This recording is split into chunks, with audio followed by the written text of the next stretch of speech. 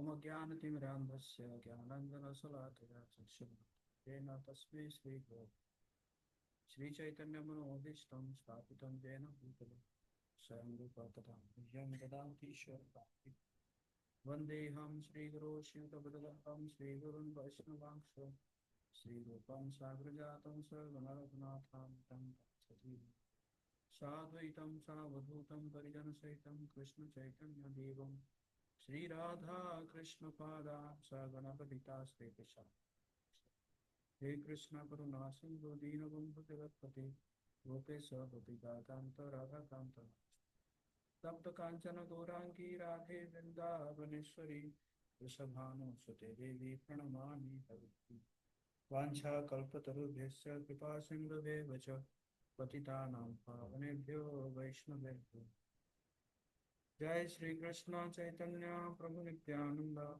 श्री अद्वैत गदाधर श्रीवासादि गौरभक्त हरे कृष्णा कृष्ण कृष्ण हरे हरे हरे राम राम राम हरे हरे।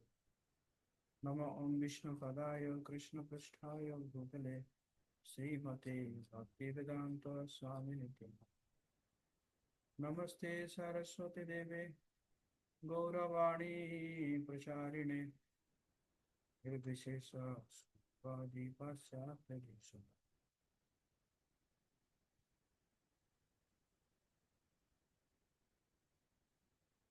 प्रतिवाचालं बंगं लंघयतिगिरिं यत्कृपात्मं वन्दे श्रीगुरुविनतारिणे श्रीचैतन्येश्वरं परमा।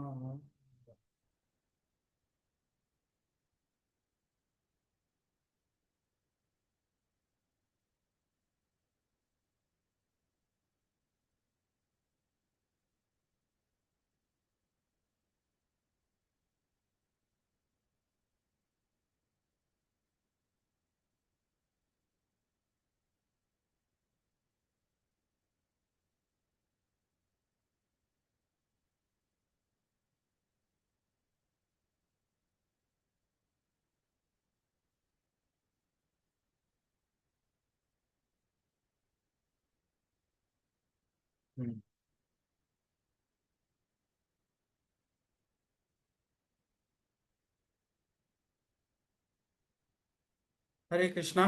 तो आप सभी का बहुत बहुत स्वागत है आज के इस डेली गीता क्लास में। और आज हम श्रीमद् भगवत गीता के दूसरे अध्याय का 64 नंबर श्लोक से शुरू करेंगे। कल हम 62 और 63 नंबर श्लोकों पर चर्चा किए थे, जिसमें हम चर्चा किए थे 8 स्टेजेस ऑफ फॉल डाउन, जो पतन का जो 8 स्टेज क्या है उस स्टेज के बारे में कल हम चर्चा किए। तो आज हम 64 नंबर श्लोक करेंगे।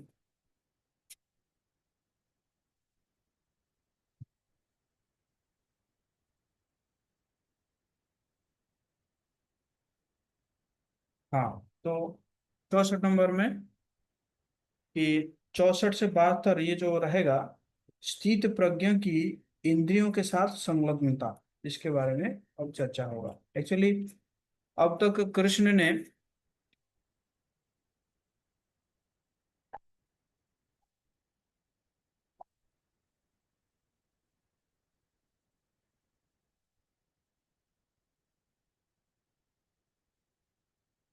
तो अब तक कृष्ण ने इंद्रिय विषयों को स्वीकार करने के खतरों के बारे में बताया, और कैसे एक स्थित प्रज्ञ उनके द्वारा विचलित होने से खुद को नियंत्रित कर सकता है।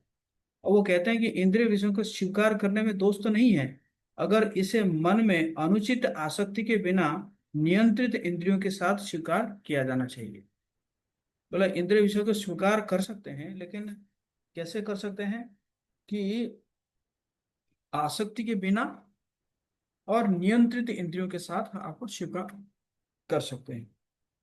तो हम पढ़ेंगे 64 नंबर श्लोक।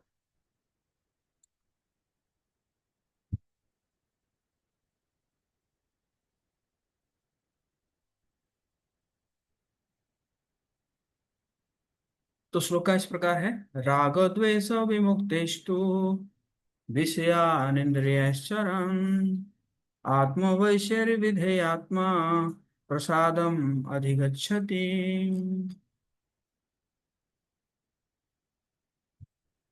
सोनी माता जी हैंड रेज क्यों की है?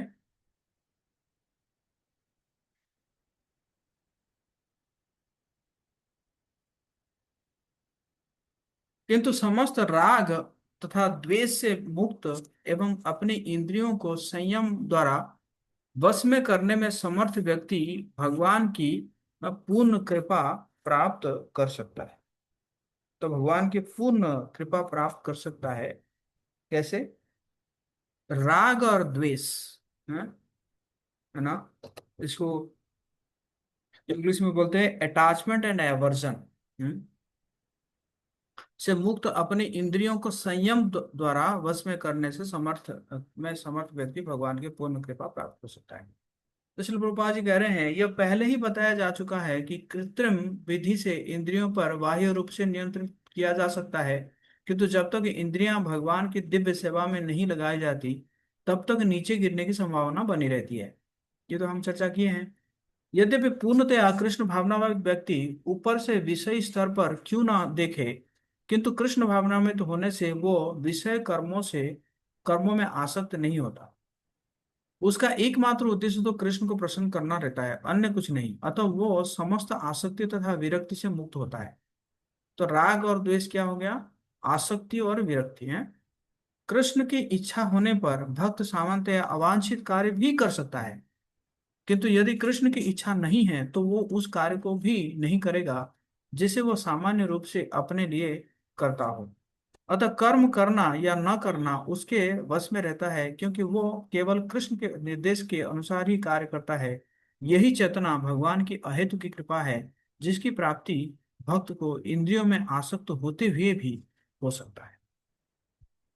तो बेसिकली यहाँ पे कहा जा रहा है कि भक्त जो है ना ना राग रखता है ना द्वेष रखता है, मतलब ना वो अटैच रहता है ना वो डिटैच रहता है, दोनों प्रकार का है ना। आप कहेंगे कैसे? अटैच तो समझ में आ रहा है, तो डिटैच रहने में क्या प्रॉब्लम है कि नहीं, प्रश्न उठ सकता है। तो फॉर एग्जाम्पल देखिए, फॉर एग्जाम्पल जो है मैं कहूँगा कि मैं चीनी नहीं खाता हूँ, है ना, तो चीनी नहीं खाता हूँ, लेकिन चीनी से बना हुआ कुछ प्रसाद मेरे पास आया, हाँ, फॉर एग्जाम्पल जगन्नाथपुरी से प्रसाद आया मेरे पास, है, और खाजा प्रसाद आया, और खाजा में तो चीनी लगता है ना, चीनी बना होता है। और मैं कहूँगा क्या कि नहीं नहीं, मैं चीनी नहीं खाता हूँ, इसलिए मैं ये खाजा प्रसाद, जगन्नाथ जी का खाजा प्रसाद को नहीं खाऊंगा, है ना। तो क्या होगा? जो जगन्नाथ जी का जो कृपा है उस कृपा से मैं वंचित हो जाऊंगा। तो इसलिए मैं चीनी नहीं खाता हूँ, इट्स ओके। बट क्या है कि जब प्रसाद की बारी आई कि, है ना, भगवान की कृपा आया, तो उस समय क्या क्या किया मैंने, जो उसको उसको सेक्रीफाइस किया, जो मैंने जो बनाया है, जो जिस चीज से मैं मेरा रुचि नहीं है या जो भी है, तो उसको मैंने क्या किया, सेक्रीफाइस कर रहा हूँ। भगवान की प्रसन्नता के लिए मैं ये कर रहा हूँ, है ना।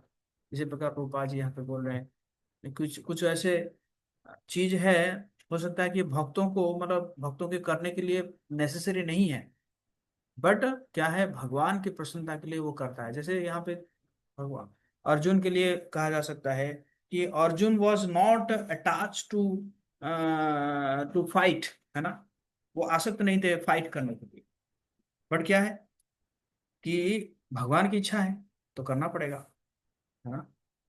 तो इसलिए भक्त ना अटैच रहता है ना डिटैच रहता है। तो इसी प्रकार है ना, तो वो अटैचमेंट से भी मुक्त है, वो डिटैचमेंट से भी मुक्त है कि नहीं। राग और द्वेष से जो है भक्त मुक्त रहता है ना। जो जो कहा जाएगा वही करना है ना। तो इसी प्रकार ये जो है, अगर कोई ऐसा करता है, तो फिर उसको क्या मिलता है? भगवान की पूर्ण कृपा उसको मिलता है ना। ऐसे कई एग्जाम्पल है, जैसे अ, जयदेव गोस्वामी, जयदेव गोस्वामी जो है वो अपना अकेला जो है भजन करते थे। हाँ, और मतलब संसार में नहीं पढ़ना चाहते थे, संसार है ना जंजाल में नहीं पढ़ना चाहते थे। हाँ, लेकिन क्या हुआ कि जगन्नाथ जी के एक भक्त थे, वो आगे उनकी एक बेटी थी, उनको लेकर आगे पहुंच गए जगन्नाथ जी के पास, बोले कि मैं तो इसको शादी नहीं करवा सकता हूँ, और आप देखिए इसको जो है किसी के साथ शादी करवाइए आप। जगन्नाथ जी ने कहा एक काम करो, वहां पे जयदेव है, तो सीधा जाके जयदेव के हाथ में थमा के आ जाओ, है ना। पद्म, आई थिंक पद्मा था, पद्मा थी उसका नाम, पद्मावती ऐसा करके नाम था। तो वो जगन्नाथ जी के जो भक्त है वो गए जयदेव गोसाई के पास और बोले कि देखो ये जगन्नाथ जी भेजे हैं आपके लिए। तो जयदेव गोसाई ने नहीं नहीं मैं शादी नहीं करना चाहता। नहीं नहीं जगन्नाथ जी भेजे हैं, जगन्नाथ जी ने कहा कि आपको शादी करना पड़ेगा, इसको ग्रहण करना पड़ेगा। तो जयदेव गोस्वामी जो है ग्रहण किए, क्यों? क्योंकि भगवान की प्रसन्नता है ना। तो ये क्या है, ना अटैच है ना डिटैच है। तो इसी प्रकार भक्त जो है भगवान की जो है क्या करता है, पूर्ण कृपा प्राप्त करता है। तो इसी प्रकार कई एग्जाम्पल है। तो यहाँ पे भी भगवान अर्जुन को इसी के माध्यम से कहना चाहते हैं कि ना तुम अटैच रहो ना तुम डिटैच रहो। अच्छा, कृपा मिलने से क्या होगा, कृपा प्राप्ति का परिणाम क्या होगा?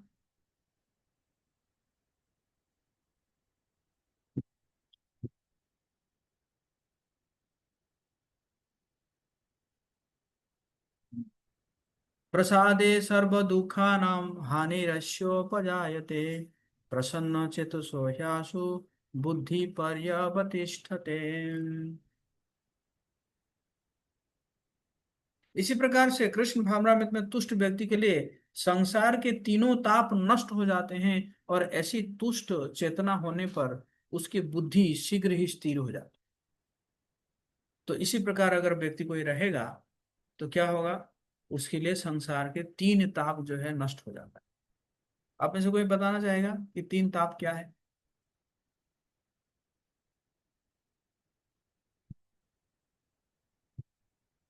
यस, गायत्री माता जी।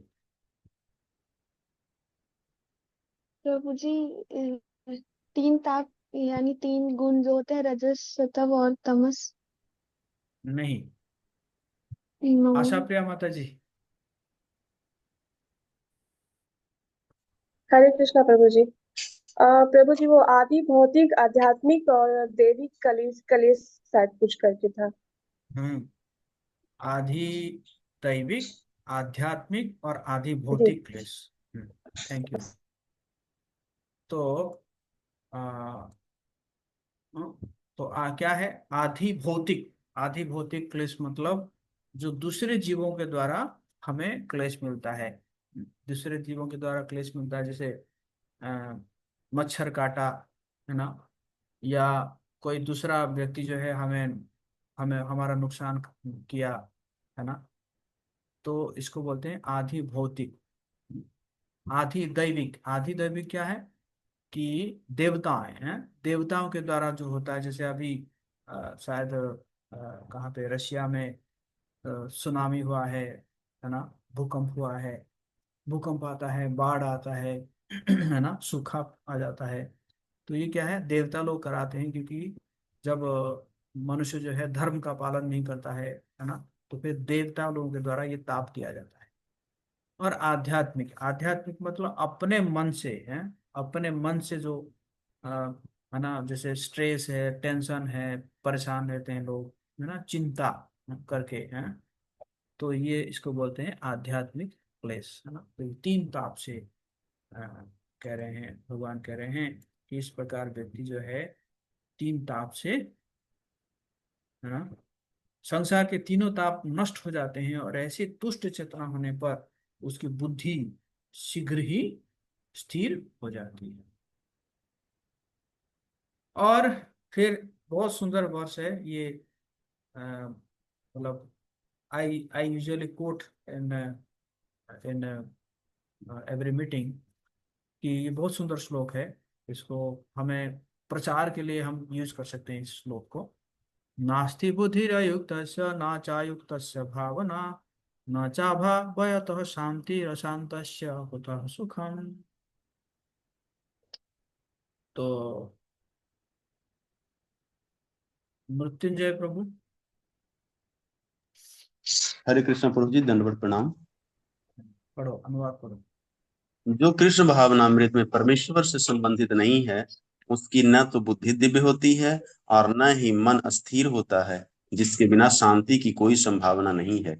शांति के बिना सुख हो भी कैसे सकता है? तात्पर्य: कृष्ण भावना भावित हुए बिना शांति की कोई संभावना नहीं हो सकती। अतः 5वें अध्याय में 5.29 इसकी पुष्टि की गई है कि जब मनुष्य यह समझ लेता है कि कृष्ण ही यज्ञ तथा तपस्या के उत्तम फलों के एकमात्र भोक्ता हैं और समस्त ब्रह्मांड के स्वामी हैं तथा वे समस्त जीवों के असली मित्र हैं, तभी उसे वास्तविक शांति मिल सकती है। अतः यदि कोई कृष्ण भावना भावित नहीं है तो उसके मन का कोई अंतिम लक्ष्य नहीं हो सकता। मन की चंचलता का एकमात्र कारण अंतिम लक्ष्य का अभाव है। जब मनुष्य को यह पता चल जाता है कि कृष्ण ही भोक्ता, स्वामी तथा सबके मित्र हैं, तो स्थिर चित्त होकर शांति का अनुभव किया जा सकता है।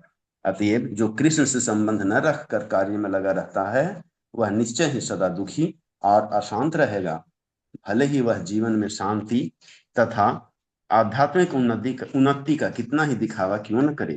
कृष्ण भावनामृत स्वयं प्रकट होने वाली शांतिमयी अवस्था है, जिसकी प्राप्ति कृष्ण के संबंध से ही हो सकती है। हरे कृष्णा प्रभु। धन्यवाद। तो यहाँ पे देखिए, बहुत इंपॉर्टेंट भगवान जो है, वैसे इसको हम अगर, एक तो भगवान निगेटिवली कह रहे हैं, मतलब जैसे अगर कोई भगवान के साथ कोई कनेक्टेड नहीं है तो क्या होगा, उसका दिव्य बुद्धि नहीं होगा, ट्रांसडेंटल इंटेलिजेंस नहीं होगा। अच्छा, ट्रांसडेंटल इंटेलिजेंस नहीं होने से क्या होगा, माइंड स्टेडी नहीं होगा, मन स्थिर नहीं होगा। और मन अगर स्थिर नहीं हुआ तो क्या होगा, शांति नहीं मिलेगी उसको, और शांति नहीं होगी तो सुख कैसे हो सकता है। इसका मतलब कहाँ से शुरू हो रहा है, अगर इसको हम अपोजिट कर ले कि अगर भगवान से कोई संबंधित हो जाएगा तो क्या हो जाएगा, उसका दिव्य बुद्धि हो जाएगा, और दिव्य बुद्धि होगा तो क्या होगा, मन स्थिर हो जाएगा, और मन स्थिर होगा तो क्या होगा, शांति मिलेगी, और शांति से क्या होगा, सुख मिलेगा, है ना। तो सुख प्राप्ति के लिए आपको शांति की आवश्यकता है, और शांत आप कैसे रह सकते हैं, जब आपका मन स्थिर रहेगा। और मन कैसे स्थिर रहेगा, उसके लिए आपको आपका दिव्य बुद्धि जो है दिव्य होना चाहिए। अब मैं आप लोगों का परीक्षा लेना चाहता हूँ, आप लोगों का मतलब मेमोरी का परीक्षा लेना चाहता हूँ। कौन बताएगा, मतलब क्या कह रहे हैं भगवान यहाँ पे।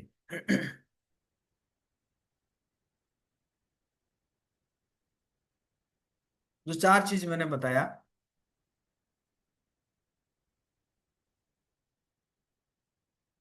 चाहे आप ऊपर से शुरू कर सकते हैं या नीचे से शुरू कर सकते हैं, कौन बताना चाहेगा।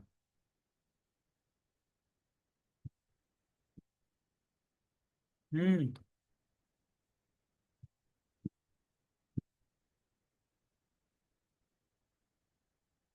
हाँ, गायत्री बोलो। प्रभु ये क्वेश्चन क्या है, समझ नहीं आया, क्या आप पूछ रहे हैं? क्वेश्चन मैंने जो अभी समझाया वही समझाना है कि कनेक्शन क्या है ना। या तो पहले से भगवान से कनेक्टेड होने से क्या होगा बताइए। प्रभु जी भगवान से कनेक्टेड होने से अभी आपने बताया कि शांति प्राप्त होगी, और शांति से ही सुख नहीं प्राप्त होगा, नहीं जैसे नहीं, भगवान। ना ना ना, अहल्या माता जी।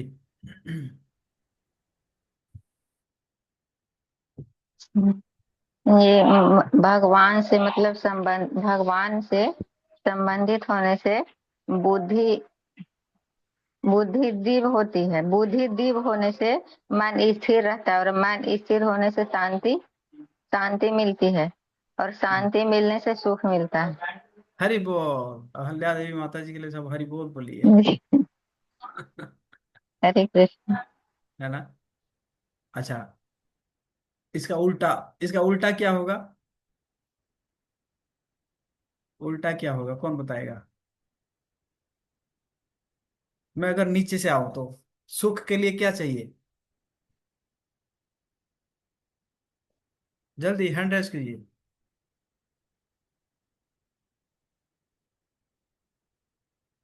निशा माता जी। हरे कृष्णा प्रभु जी। हमें सुख के लिए शांति चाहिए। हमें शांति तब मिलेगी जब हमारा मन स्थिर रहेगा, और मन स्थिर तब रहेगा जब हमारे पास दिव्य बुद्धि होगी। दिव्य बुद्धि कैसे होगी?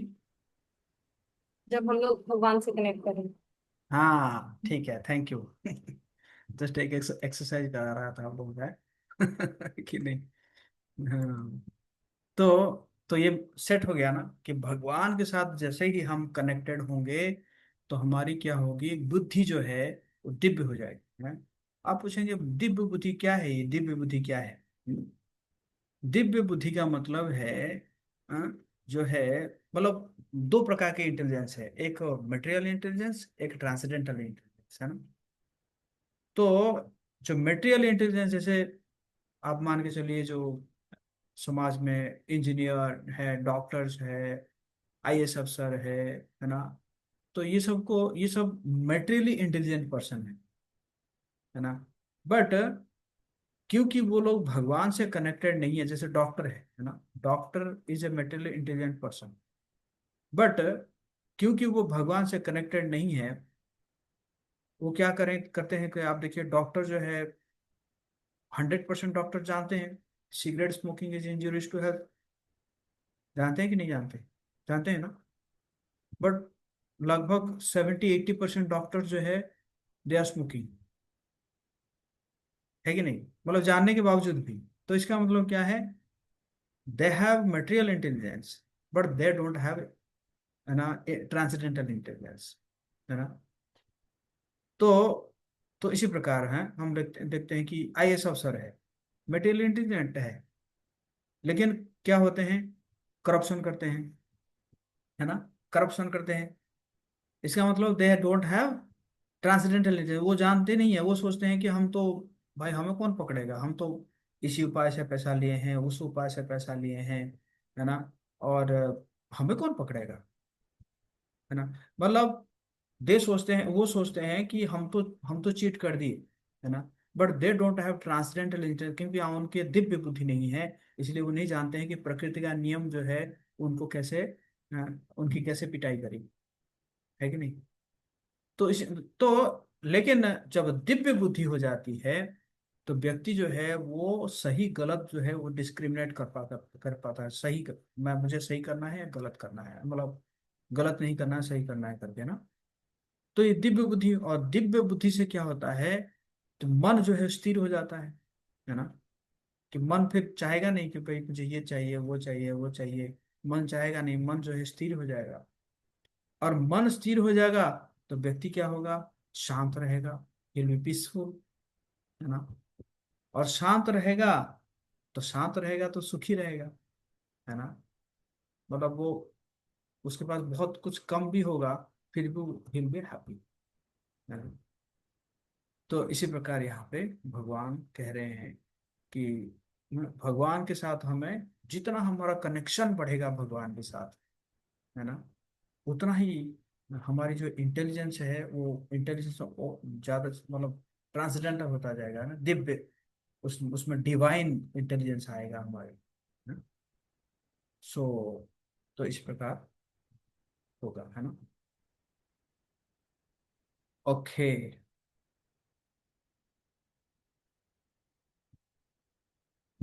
और बेसिकली भगवान प्रभुपाद जी यहाँ पे क्या किए हैं कि अ, 5वां अध्याय का 29 नंबर श्लोक भी दे रहे हैं कि शांति का फॉर्मूला भगवान वहां पे बता रहे हैं।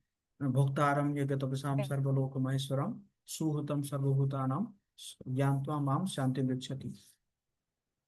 जो व्यक्ति जान जाता है कि भगवान कृष्ण ही उन सभी कारणों के कारण है, मतलब भोक्तारम यज्ञतपसाम, वही भोक्ता है, और सर्वलोक महेश्वरम, सभी लोग का महेश्वर है, न?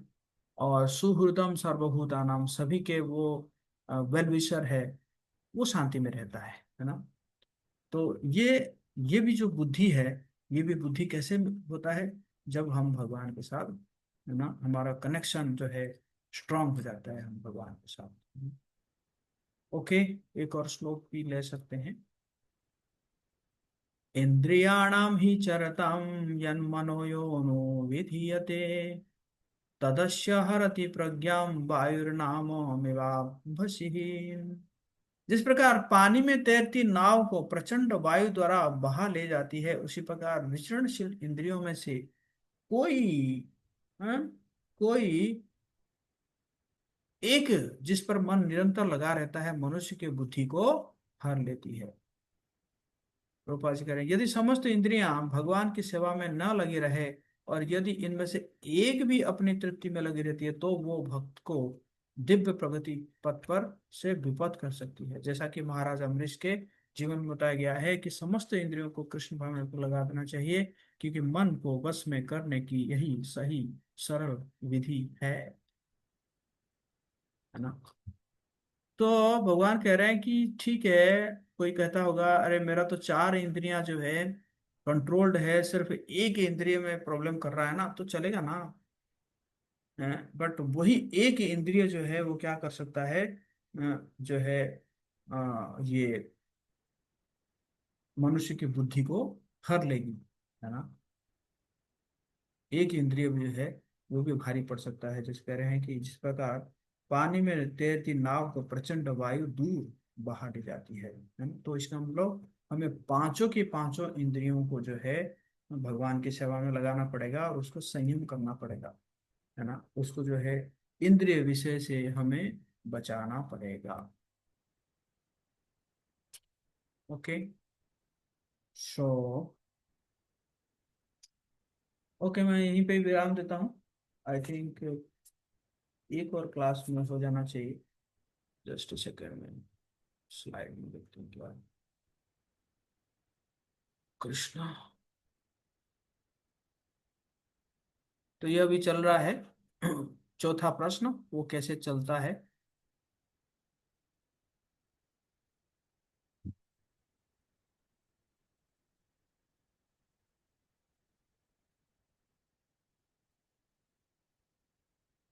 वो कैसे चलता है, वो अपने इंद्रियों का उपयोग कैसे करता है। उत्तर, इंद्रियों को वो संयम से और धार्मिक सिद्धांतों के अनुसार प्रयोग करता है।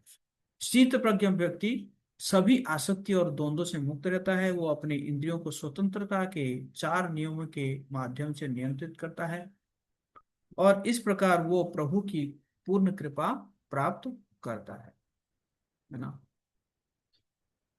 Hearing is important, but practical application is most important. Only then will it be possible to remember Lord Krishna constantly.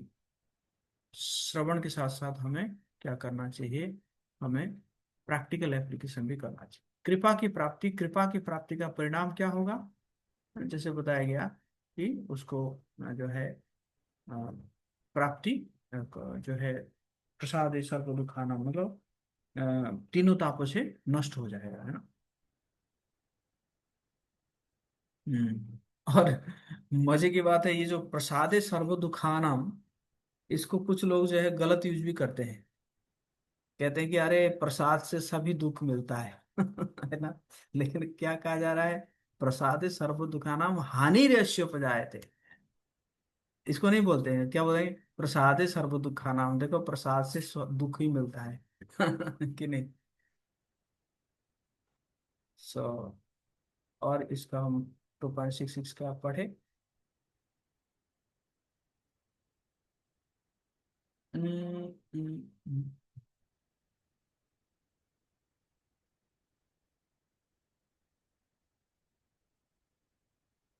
श्रुति गुप्ता है मीटिंग में। जी प्रभु जी, हरे कृष्णा। पढ़ो, जो स्क्रीन में लिखा हो पढ़ो पढ़ो। कृष्ण भावना भावित व्यक्ति कैसे सभी आसक्ति और घृणा को पार कर लेता है। वह इंद्रियों के स्तर पर दिखाई दे सकता है, लेकिन उसे भौतिक गतिविधियों से कोई लगाव नहीं है। वह केवल कृष्ण की संतुष्टि चाहता है और अन्य कुछ भी नहीं चाहता। अगर कृष्ण चाहते हैं तो वह कुछ भी कर सकता है। अगर कृष्ण नहीं चाहते तो वह ऐसा कुछ भी नहीं करेगा जो वह आम तौर पर अपनी स्वयं की संतुष्टि के लिए करता हो। भक्त किस बल से इस उच्च चेतना को प्राप्त करता है? वह चेतना प्रभु की करुणामयी कृपा है, जिसे भक्त अपने भौतिक स्तर पर स्थित रहने के बावजूद प्राप्त कर सकता है। धन्यवाद। हरे कृष्ण। हम्म। तो भगवान की कृपा से एक भक्त जो है इस प्रकार भौतिक स्तर पर स्थित होने रहने के बावजूद भी इसको प्राप्त कर सकता है। तो बेसिकली दिस इज सरेंडर है, मतलब जो चाहेंगे भगवान वही करना है।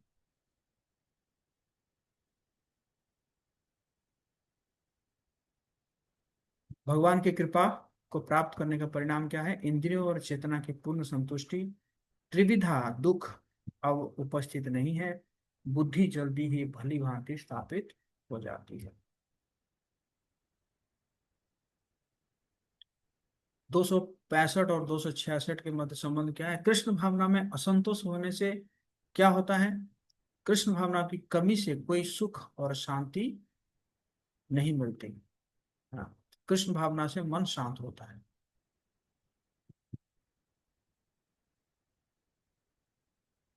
लेकिन अगर कोई भगवान के साथ नहीं जुड़ा है तो ना ही दिव्य बुद्धि की संभावना, ना ही मन की स्थिरता। स्थिर मन के बिना शांति का कोई संभावना नहीं है, और शांति के बिना आनंद नहीं है।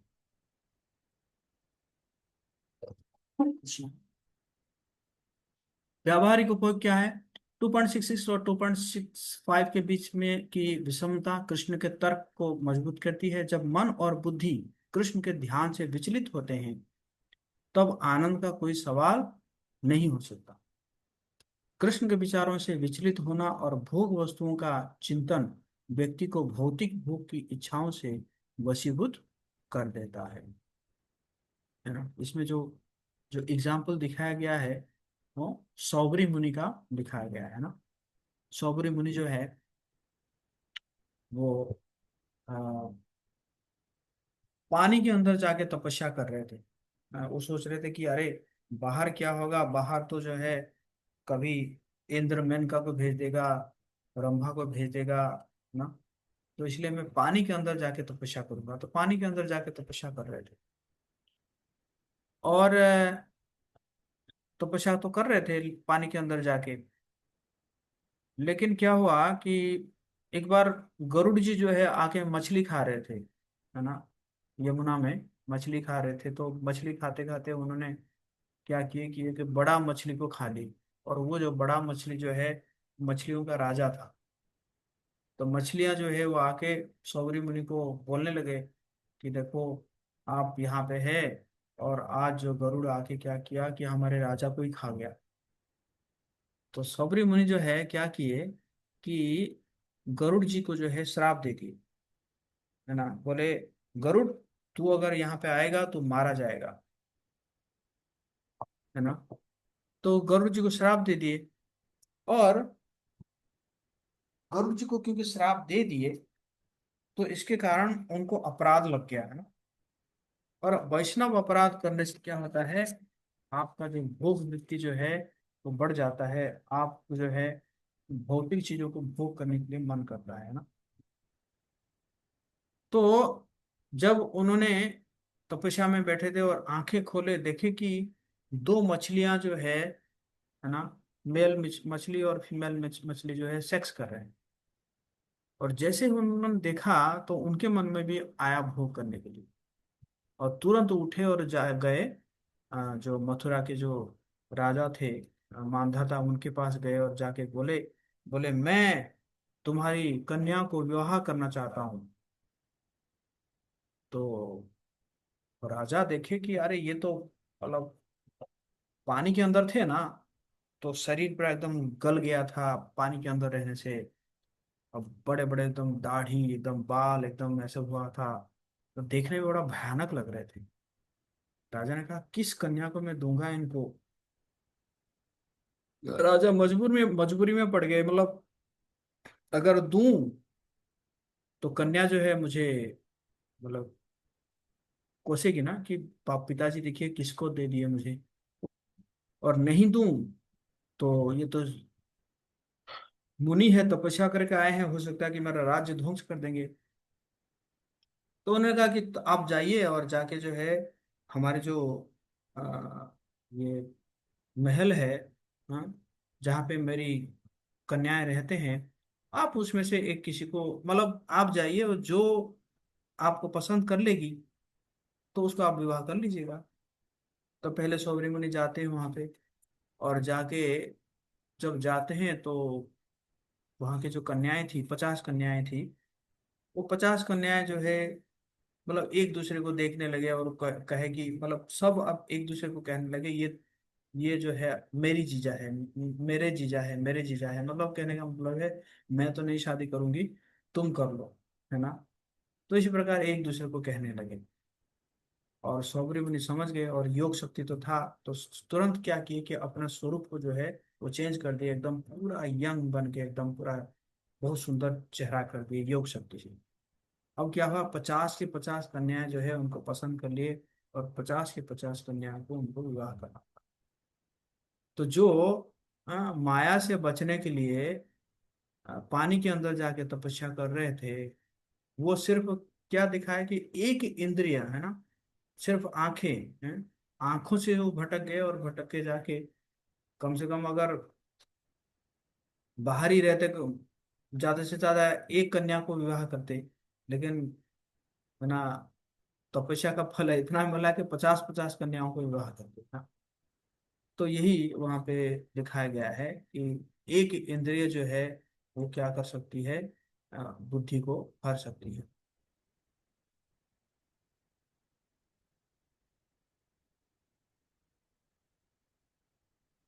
तो कृष्ण भावना के बिना शांति नहीं है।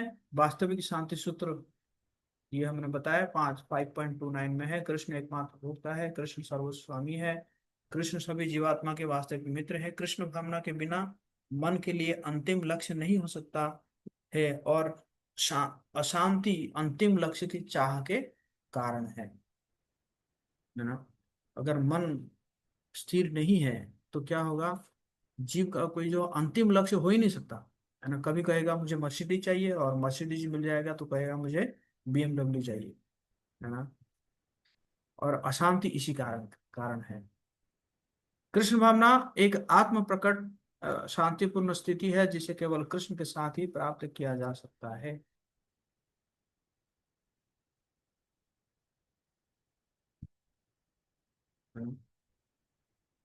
अगर कृष्ण भावना के द्वारा इंद्रियों को नियंत्रित नहीं किया जाता है तो क्या होगा, उत्तेजित इंद्रियां संतुष्टि के लिए उन वस्तुओं की खोज करती है जो व्यक्ति को और गहरे भ्रम में ले जाती है।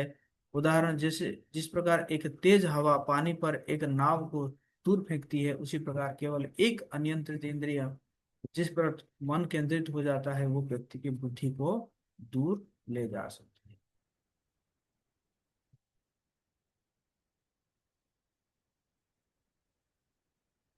ओके, तो यहीं पे हम विराम देते हैं। हरे कृष्णा कृष्ण कृष्ण हरे हरे, हरे राम राम राम हरे। किसी का कोई प्रश्न है?